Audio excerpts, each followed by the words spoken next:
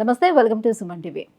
చర్మ వ్యాధులలో మనం చూసుకున్నట్లయితే అత్యంత ఇబ్బంది కలిగించేటువంటి వ్యాధి ఏదైనా ఉందంటే అది సోరియాసిస్ అని చెప్పుకోవచ్చు. సోరియాసిస్ ఉన్న వాళ్ళకి చలికాలం వచ్చేసింది కాబట్టి చలికాలంలో ఇంకా ఇబ్బందికరంగా ఉంటుంది. మరి ఈ సోరియాసిస్ వ్యాధి నుంచి బయటపడాలి అని అంటే ఆయుర్వేదంలో ఎటువంటి ట్రీట్మెంట్స్ అందుబాటులో ఉన్నాయి, ఈ విషయాన్ని తెలియజేసేందుకు మనతో పాటు ఉన్నారు డాక్టర్ ఆన్సీ డిసౌజా గారు from KSAC multi speciality ayurvedic hospital, Banjara hills. నమస్తే మ్యామ్. నమస్కారం మ్యామ్. ఈ సోరియాసిస్ అనేది ఎలాంటి వాటిలో మనం చూడొచ్చు? ఇది కేవలం జెనెటికల్గా ఏమైనా వస్తుందా? సో నార్మల్గా కూడా వచ్చే అవకాశం ఉంటుందా? ఎటువంటి కారణాలతో వస్తుంది? యాక్చువల్లీ సోరియాసిస్ ఎందుకు వస్తుందని ద రియల్ రీజన్ ఇంతవరకు రీసెర్చ్లో తెలియదు. బట్ హెరిడిటరీ ఉంటే తప్పకుండా వచ్చే ఛాన్సెస్ ఎక్కువ ఉంటుంది. జస్ట్ లైక్ మనకి డయాబెటీస్ కానీ హైపర్ టెన్షన్ పేరెంట్స్లో ఉందనుకోండి, సో మనకు ఆ జీన్స్ వస్తే మనకు కూడా అది వచ్చే అవకాశం ఉంటుంది. అట్లాగే సోరియాసిస్ కూడా. కానీ ఇప్పుడు మా మెడికల్ ఫీల్డ్లో ఎక్కువ శాతం మాకు చెప్పిన ప్రీ కోవిడ్ పోస్ట్ కోవిడ్ ఏరా అని చెప్పేసుకొని, సో ఈ పోస్ట్ కోవిడ్లో people who have got Covid infections and vaccination తీసుకున్న వాళ్ళు చాలా రకాలుగా డిసీజెస్ చూస్తున్నాం. వాళ్ళకి అసలు రాకుండా ఉండాల్సింది కానీ వస్తుంది. అట్లా సోరియాసిస్ చాలా మందిలో చూస్తున్నాం. వాళ్ళు కోవిడ్ వచ్చి హాస్పిటలైజ్ అయ్యి దాని తర్వాత స్టార్ట్ అయింది. సో ఎందుకంటే ట్రిగర్ తీసుకున్నటువంటి మెడిసిన్ కారణమా లేకపోతే స్ట్రెస్ కారణమై ఉంటుంది? రెండు ఉండొచ్చు. ఎందుకంటే మనకి మన బాడీలో సోరియాసిస్ ఉంటే కూడా అది బయటికి రావాలంటే ట్రిగరింగ్ ఫ్యాక్టర్స్ అంటాం. ఏదో ఒకటి ఇరిటేట్ చేస్తే అది మనకి బాడీలో కనిపిస్తుంది. సో ట్రిగరింగ్ ఫ్యాక్టర్స్ ఒక ఇంజరీ ఉండొచ్చు, లేకపోతే కొన్ని మెడిసిన్స్కి సైడ్ ఎఫెక్ట్గా ఉండొచ్చు, లేకపోతే స్ట్రెస్ బాగా ఎక్కువ ఉండడం వల్ల ఉండొచ్చు, హై డోస్ మెడిసిన్స్ స్టిరాయిడ్స్ ఇవన్నీ వాడడం వల్ల ఉండొచ్చు. సో ఇటువంటి కారణాల వల్ల ఇప్పుడు మనం ఎక్కువ చూస్తున్నాం. ఇప్పుడు రీసెంట్గా అయితే పేషెంట్స్ చాలామంది వస్తున్నారు సోరియాసిస్తో బాధపడుతున్న వాళ్ళు. హిస్టరీ చూస్తేనేమో ఫ్యామిలీ హిస్టరీ ఉండట్లేదు కానీ వాళ్ళకు ఉంది. అండ్ కొంతమంది ఏంటంటే పోస్ట్ కోవిడ్ తర్వాత వచ్చింది అంటున్నారు, కొంతమంది కొన్ని మెడిసిన్స్ వాడిన తర్వాత వస్తున్నారు. సో ఇప్పుడు ఎందుకు వస్తుంది అని మనం ఎగ్జాక్ట్లీ చెప్పలేకపోతున్నాము. కానీ ఇప్పుడు సోరియాసిస్ చాలా మందిలో ఇంక్రీజ్ అయినట్టు మాత్రం మా ప్రాక్టీస్లో అయితే కనిపిస్తుంది. సో దీనికి సోరియాసిస్ అనేది కూడా ఎన్ని రకాలుగా ఉండొచ్చు? ఎటువంటి మనకి సిమ్టమ్స్ అనేది కనిపిస్తూ ఉంటుంది వీళ్ళలో? ఇప్పుడు సోరియాసిస్ బాడీ పార్ట్ ఎఫెక్ట్ చేసిన దాన్ని బట్టి కూడా మనం చెప్తాం. స్కాల్ప్ సోరియాసిస్ ఉండొచ్చు, బాడీ సోరియాసిస్ ఉండొచ్చు, పామార్ ప్యాంటర్ అంటే చేతిలోకి పాదాలకు రావడచ్చు, నెయిల్ సోరియాసిస్ ఉండొచ్చు.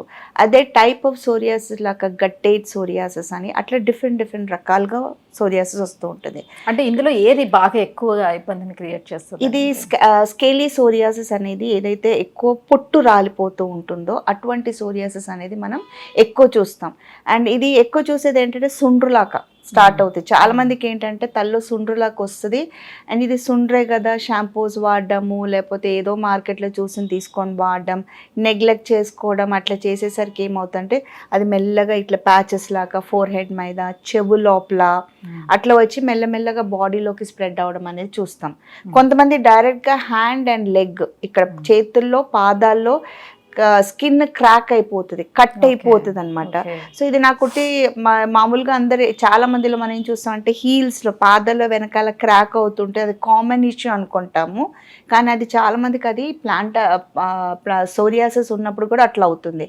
సో అది మామూలుగా ఏం చేస్తారు, వాటర్లో సోక్ చేసి స్క్రబ్ చేసి క్రీమ్లు పెట్టుకొని ఏదో ట్రై చేస్తారు కదా.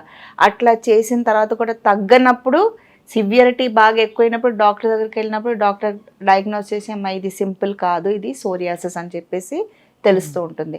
సో ఇటువంటిది ఎస్పెషలీ చలికాలంలో ఇప్పుడు ఎందుకంటే దీన్ని మనం ఒక సైకోసోమాటిక్ డిసార్డర్ అని కూడా అంటాం. అంటే సైకలాజికల్గా స్ట్రెస్ ఎక్కువ ఉంటే, నాకు ఈ సోరియాసిస్ ఎందుకు వచ్చింది అని బాధపడితే చాలు పెరిగిపోతుంది. అటువంటి కండిషన్స్, లేకపోతే వేరే ఏదైనా ఫ్యామిలీ విషయంలో ఉన్న స్ట్రెస్, ఇంట్లో ఏదైనా డెత్ అయింది, విమెన్లో ప్రెగ్నెన్సీ, పోస్ట్ ప్రెగ్నెన్సీ డెలివరీ ట్రామాలో అటువంటి సైకలాజికల్ ఎఫెక్ట్స్ ఎక్కువ ఉన్నప్పుడు బాగా పెరిగిపోతుంది. ఇంకోటి ఏంటంటే ఫిజికల్ అంటే వెదర్ చేంజ్, లేకపోతే ఏదైనా ఇంజరీ అవడము, ఇటువంటి దాంట్లో సోరియాసిస్ అనేది పెరగడం మనం చాలా చూస్తూ ఉంటాం. ఇప్పుడు స్కాల్ప్ సోరియాసిస్లో మొత్తం అంతా కూడా అది పొట్టులా వచ్చేస్తుంది. సో ఇచ్చింగ్ ఎక్కువగా ఉంటునే టైంలో వాళ్ళు దాన్ని సప్రెస్ చేయటం కోసం అని లైక్ ఆయిల్స్ లాంటివి ఏమైనా అప్లై చేస్తే ఏమైనా ఇబ్బంది కలుగుతుందా? ఇంకా ఏమైనా ఫంగల్ ఇన్ఫెక్షన్స్ అక్కడ అన్ని క్రియేట్ అయిపోతాయా? లేదు, ఇప్పుడు మనకి స్కాల్ప్ సోరియాసిస్ వచ్చింది అనుకోండి, కరెక్ట్ ఆయిల్స్, ఇప్పుడు ఏంటంటే ఆయిల్స్తో సప్రెషన్ అవ్వదు. మనం ఏదైనా స్టిరాయిడ్ లాంటి మెడిసిన్స్ కానీ అటువంటిది తీసుకున్నప్పుడే అక్కడ ఉన్నది సప్రెస్ అవుతుంది. ఆయిల్స్ లాంటిది వాడినప్పుడు ఏమవుతుందంటే అక్కడ మాయిశ్చర్ ఇంప్రూవ్ అవడంతో ఇంప్రూవ్మెంట్ కనిపిస్తుంది మనకి. కానీ జనరల్లీ డాండ్రఫ్ వచ్చేటప్పుడు ఆయిల్స్ ఎక్కువగా పెట్టదు, అది ఇంకా ఇంక్రీజ్ అవుతుంది అని చెప్తారు కదా. వీళ్ళేమో ఒకవేళ డాండ్రఫ్ అనే ఉద్దేశంలోనే చాలా మంది ఉంటారు కదా, కొంచెం డాండ్రఫ్ లైక్ అలానే ఉంటుంది కాబట్టి. అవునండి. సో అప్పుడు ఆయిల్ పెడితే ఏమైనా ఇబ్బంది ఉంటుందా? ఆయిల్ అదే నేను చెప్తాను, type of oil, medicated oils. మనం మామూలుగా కొబ్బరి నూనె పెడితే కూడా మనకి మంచి ప్యూర్ కొబ్బరి నూనె రాస్తే కూడా స్కాల్ప్ సోరియాసిస్ ఉంటే మంచి ఇంప్రూవ్మెంట్ కనిపిస్తుంది. కానీ మెడికేటెడ్ ఆయిల్స్ ఉన్నాయి, మీ ఆయుర్వేదంలో ఉన్న స్పెషాలిటీ అదే. ఇప్పుడు సింపుల్ డాండ్రఫ్ అయినా సోరియాటిక్ డాండ్రఫ్ అయినా రెండిటికి డిఫరెంట్ టైప్స్ ఆఫ్ ఆయిల్స్ ఉంటాయి. ఆ పర్టికులర్ ఆయిల్స్ వాడితే కంపల్సరీగా తగ్గుతుంది, ఎక్కువ కాదు, ఇంకా వేరే కాంప్లికేషన్స్ రాదు.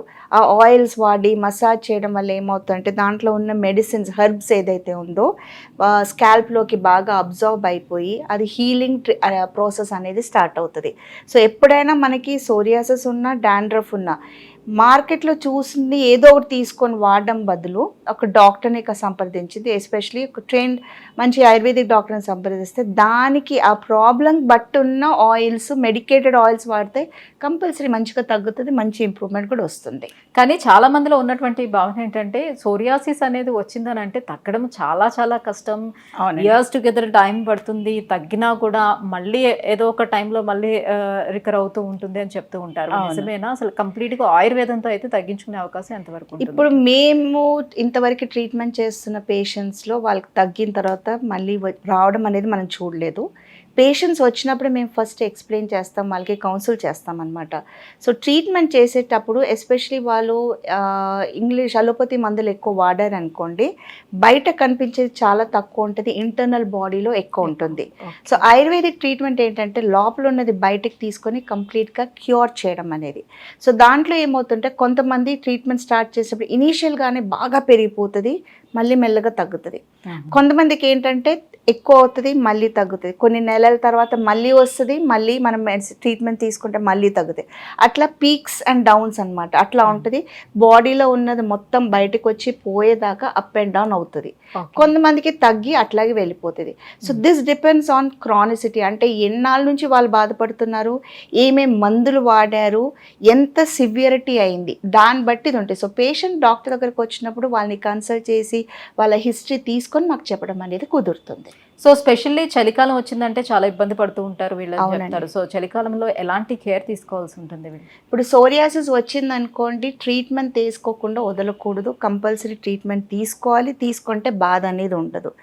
ఒక్కటి ఏంటంటే సోరియాసిస్లో డ్రై స్కిన్ ఉండకూడదు. డ్రై స్కిన్ ఉందనుకోండి కంపల్సరీగా పెరిగిపోతుంది. సో స్కిన్ మాయిశ్చర్ ఉండేటట్టు చూసుకోవాలి. దానికి స్నానం అయిపోయాక కొబ్బరి నూనె వాడడం అనేది చేసుకోవచ్చు, లేకపోతే మంచి మాయిశ్చరైజర్స్ వాడచ్చు. హైడ్రేటెడ్గా ఉండాలి, ఫ్లూయిడ్స్ బాగా తీసుకోవాలి, మోషన్స్ ఫ్రీ ఉండేటట్టు చూసుకోవాలి, అంటే వెజిటబుల్ ఫ్రూట్స్ బాగా ఎక్కువ తీసుకోవాలి.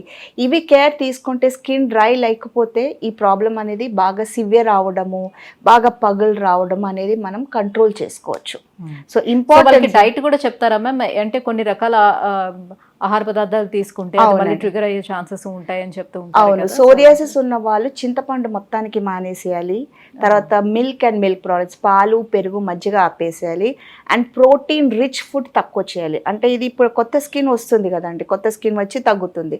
సో ప్రోటీన్ ఎక్కువ తీసుకుంటే ఇంకా ఎక్కువ అవుతుంది. సో అందుకని ప్రోటీన్ ఆపమని చెప్పట్లేదు, ఎందుకంటే ఆపితే మన బాడీకి ఎఫెక్ట్ అవుతుంది, కానీ తక్కువలో తీసుకోవాలి. తక్కువలో తీసుకుంటే మనకి తొందరగా ప్రాబ్లం తగ్గించేసుకోవచ్చు. పూర్తిగా తగ్గిన తర్వాత మనకు కావాలంటే మెల్లగా మళ్ళీ నార్మల్ డైట్లోకి వెళ్ళొచ్చు. కానీ ఆ ట్రీట్మెంట్ ప్రాసెస్ టైంలో మటుకు ఇది అవాయిడ్ చేసుకోవాలి. కానీ చింతపండు, పాలు, పెరుగు, మజ్జిగ కంప్లీట్గా ఆపేయాలి, ఎందుకంటే అది మళ్ళీ ఒక ట్రిగరింగ్ ఫ్యాక్టర్ అనమాట. చింతపండు తగిలిందంటే బాగా మళ్ళీ ఎక్కువ అయ్యే అవకాశం ఉంటుంది. Thank you so much ma'am. సోరియాసిస్కి ఆయుర్వేదంలోనే ఎలాంటి ట్రీట్మెంట్ అందుబాటులో ఉందనే విషయాన్ని తెలియజేసినందుకు థ్యాంక్ యూ.